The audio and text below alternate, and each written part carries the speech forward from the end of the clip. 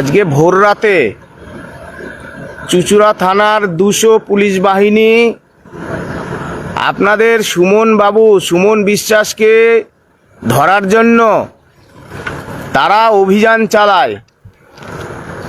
তো যাই হোক, এখন আমি অপরাধটা কি করেছি? আমি অপরাধ করেছি, এই ভিডিওটা ছড়িয়ে দিন, আমি অপরাধ করেছি। আমি সাদা খাতা দিইনি, আমি অপরাধ করেছি, আমি ঘুষ দিয়ে চাকরি পাইনি। আজকে বন্ধু সুবল সোরেন আমাদের ছেড়ে চলে গেছেন দুঃখ যন্ত্রণায়। সুবল সোরেনের স্ত্রীর যে কান্না, তার যে আর্তনাদ, তার যে হাহাকার, আমি আওয়াজ তুলেছিলাম।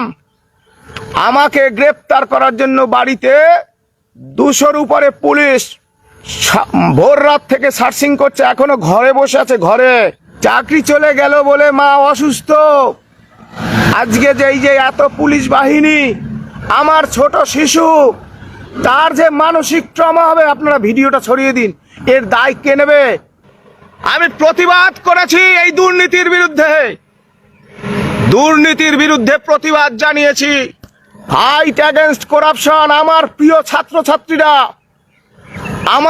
ছাত্রছাত্রীরা, রাজ্যবাসী, আমি তোমাদের যেটুকু শিখিয়েছি, তোমরা ফাইট অ্যাগেনস্ট করাপশন। তোমাদের মাস্টার মশাই সুমন বিশ্বাসের চাকরি চলে যাওয়ার প্রধান কারণ এই দুর্নীতি। আজকে আমি বিদ্যালয়ে কেন যেতে পারছি না? আজকে নিয়মিত কেন যেতে পারছি না? প্রিয় ছাত্রছাত্রীরা, তোমাদের মাস্টার মশাই সুমন বিশ্বাসের চাকরি চলে যাওয়ার প্রধান কারণ এই রাজ্য সরকারের সংগঠিত দুর্নীতি। দর্শক, এই যে ভিডিওটা আপনারা দেখলেন ফেসবুক লাইভ, এটা হচ্ছে গতকালকে সকালের একটা ফেসবুক লাইভ সুমন বিশ্বাস একজন চাকরি হারা প্রার্থী, এবং গতকালকে ছিল এসএসসি অভিযান বা এসএসসি ভবন অভিযান। সেখানে এই সুমন বিশ্বাস তিনি একটা লিডিং পজিশনে ছিল, এবং সকাল সকাল একটা ফেসবুক লাইভ করেছেন। কেন? তার বাড়িতে গতকাল রাতের থেকে তার বাড়িতে পুলিশ পাঠানো হয়েছে। পুলিশ পাঠিয়েছেন যাতে সুমন বিশ্বাস কলকাতার যে এসএসসি ভবন আছে সেখানে সেই অভিযানে থাকতে না পারে। এটা হচ্ছে সব থেকে প্রধান কারণ, এবং পুলিশ গ্রেপ্তার তাকে করেছে, এবং এখানে গ্রেপ্তার করেছে, ওখানেও গ্রেপ্তার করতো। মুভমেন্টে যদি যেত বা যাওয়ার চেষ্টা করত সেখানেও গ্রেপ্তার করত। বিষয়টা ওটা না, বিষয়টা হচ্ছে এই যে পুলিশের নির্লজ্জতা। পুলিশ কাদেরকে আটকাচ্ছে? যারা চাকরিচ্যুত, যারা চাকরিটা হারিয়েছে তাদের আটকাচ্ছে। পুলিশ যারা চাকরিটা চুরি করেছে, চাকরিটা টাকার বিনিময়ে বিক্রি করেছে, তাদের কিন্তু পুলিশ আটকাতে পারছে না। কেন পারছে না? চটি চাটতে হবে। তো সরকার যেটা বলবে, পুলিশ মন্ত্রী যেটা বলবে, চোরের রানী যেটা বলবে, সেটাই পুলিশ করবে, সেটাই পুলিশ করছে।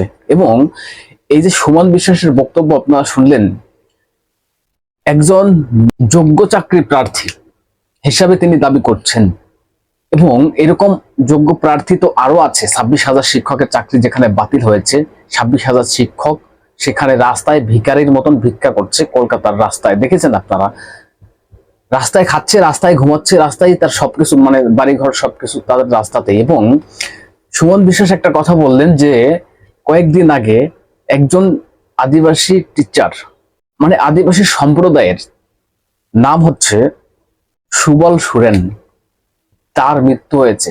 সে 2 থেকে 3 বার স্ট্রোক করেছে, তার মৃত্যু হয়েছে হসপিটালে। এবং সেই ভিডিও আমি আপনাদের আমার চ্যানেলে আমি দেখিয়েছি। এবং তার ওয়াইফ যেভাবে কান্না করছে, তার ফ্যামিলিটার পরিস্থিতি এখন যা হয়েছে, গোটা সমগ্র শিক্ষক যারা আছে তাদের তো একই পরিস্থিতি হতে যাচ্ছে। আজকে এনারা করবে কি? এনাদের ন্যায্য চাকরিটা হারিয়েছেন সরকারের অপদার্থতার কারণে, টাকার বিনিময়ে চাকরিটা দেওয়ার কারণে। এবং কোর্ট সেখানে বলেছে যে আপনারা লিস্টটা দিন, কারা যোগ্য কারা অযোগ্য। তাহলে যারা যোগ্য তাদের চাকরিটা আজও পর্যন্ত বেঁচে যায়। আজকের দিনে দাঁড়িয়ে যদি যোগ্য অযোগ্য লিস্টটা মুখ্যমন্ত্রী তার সরকার যদি দিয়ে দিয়ে দিত কোর্টকে, তাহলে আজও যোগ্য চাকরি প্রার্থী যারা আছে তাদের চাকরিগুলো বেঁচে যেত। কিন্তু সেটা করবে না। কেন করবে না মুখ্যমন্ত্রী? করবে না একটাই কারণ, যে যারা অযোগ্য চাকরি প্রার্থী আছে তাদেরকে বাঁচানোর জন্য। কেন তাদের বাঁচাতে হবে? ভাইপো তো টাকা তুলেছে, ভাইপো তো কোটি কোটি টাকা তুলেছে।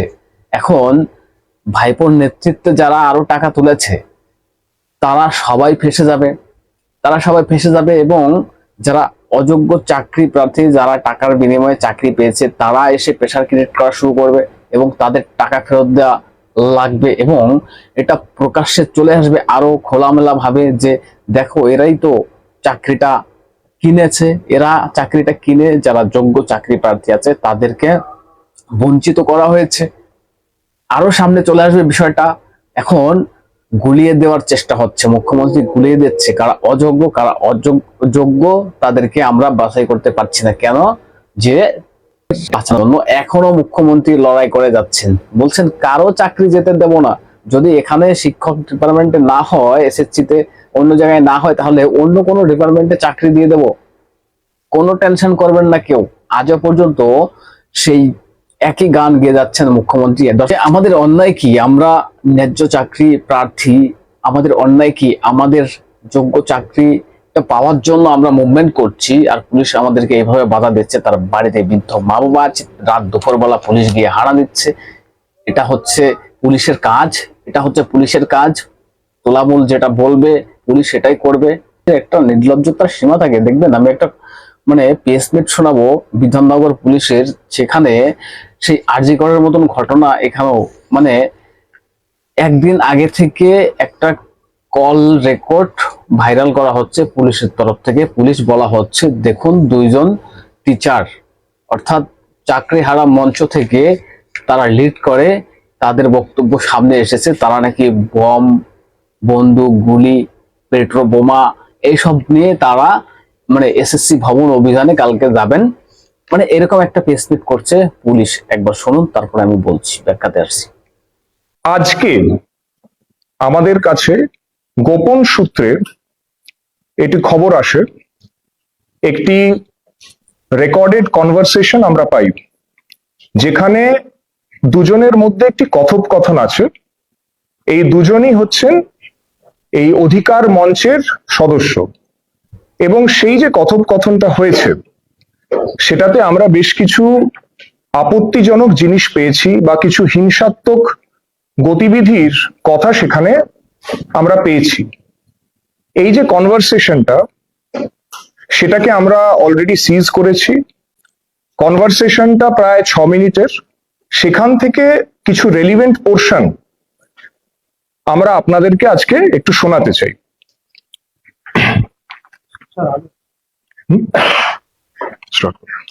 আমরা ক্লিপ 1 যে আছে ওটাকে প্লে করছি। দেখে জামা প্যান্ট সত্যি বলছি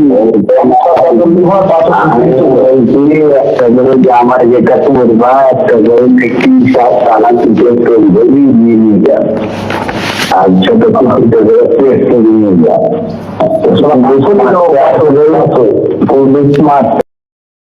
শুনলেন পুলিশের নির্লজ্জতা? এটা হচ্ছে একরকম ভাবে প্ল্যানিং করে মুভমেন্টটাকে দমানোর জন্য, যে একটা কিছু দেখাবো, দেখিয়ে একটা কিছু না দেখালে তো অ্যাকশন নেওয়া যাবে না। যে আমরা এরকম একটা কল রেকর্ড সামনে নিয়ে আসি যে কোনো ভাবে, যে এটা আমরা বলতে পারবো যে দেখুন টিচাররা এরকম করছেন, সেখানে আমাদের তো ব্যবস্থা করা, অ্যাকশন নিতেই হবে। আমাদের কাছে তথ্য আছে গোপন সূত্রে, পুলিশ বলছে গোপন সূত্রে। আরে গোপন সূত্রে আপনাদের কাছে এই চাকরি হারাদের কল রেকর্ড চলে আসে, অন্যান্য কেসে তো আসে না। কই, আরজি করে এত বড় ঘটনা ঘটে গেল, কারা কাদের সঙ্গে কথা বলেছেন সেই কল লিস্টটা তো এখনো বের করতে পারলেন না। যে অভয়ের সঙ্গে কারা কথা বলেছিল, যারা ওখানে ছিল তাদের কল লিস্টটা, কারা কারা কারা কথা বলেছিল, কি কথা হয়েছিল, কাদের সঙ্গে কি কথা হয়েছে। আমি তো বারবার একটা কথা বলি যে পুলিশ মন্ত্রী মমতা ব্যানার্জি পুলিশের সঙ্গে কি কথা বলা হয়েছে, রাতে 100 বার কথা বলেছিলেন না? আমি 100 বারের উপরও বেশি কথা বলেছি পুলিশ কমিশনারের সঙ্গে। তাহলে সেই কল লিস্টটা কি কথা হয়েছে পুলিশের মন্ত্রী পুলিশের সঙ্গে, সেই কল লিস্টটাও সামনে আসুক। মানে এইগুলো আসে না, অথচ যেগুলো সরকার বিপদে পড়বে, সরকারকে চাপে রাখা যাবে, তোলামূলকে যে এত অন্যায় করছে, এত দুর্নীতি করছে, সেইগুলো সামনে চলে আসে। সেই কল রেকর্ড গুলো সামনে চলে আসে যাতে কোনো মুভমেন্ট না হয়, অ্যাকশন নিতে পারে, সরকারের কোনো রকম কোনো ক্ষতি না হয়। পুলিশ তাদেরকে বাঁচানোর জন্য উঠে পড়ে লেগে থাকে, অথচ পুলিশের ডিএটা পর্যন্ত পায় না। ভাবুন। দর্শক কি বলবেন এসব নিয়ে? আপনাদের গুরুত্বপূর্ণ মতামত জানাবেন কমেন্টস করে এবং নজর রাখবেন হাবড়ে টিভিতে, চ্যানেলটা সাবস্ক্রাইব করে পাশে থাকবেন, সঙ্গে থাকবেন।